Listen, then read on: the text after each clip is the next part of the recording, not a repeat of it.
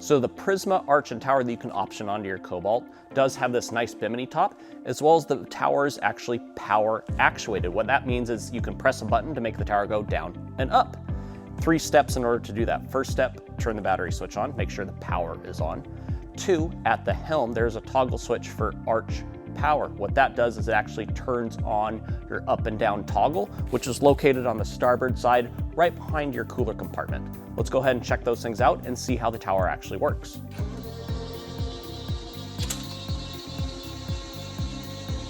Once the tower is down, if you need a little bit more clearance, you can actually lower the bimini down so you can actually have just a little more space above the windshield height, above the tower height.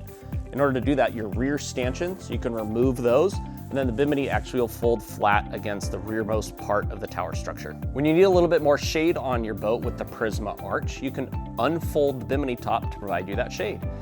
A couple steps in order to do that. First, the bimini right now is encapsulated in this bimini boot, and that's just a zipper. So we would unzip the bimini boot. We would unravel the actual fabric that is the bimini top. We're going to then start to unfold the tower, and right before we do that, we're actually going to release one of the rear stanchion poles. This is going to give us just a little bit more leeway in the framework and allow us to actually fully pull the bimini all the way forward so we can attach our front stanchions and make everything nice and secure. Once the bimini is open and deployed, the last step is securing your Velcro straps. These are located around the bimini frame, and they also go around the tower to make sure everything's nice and secure.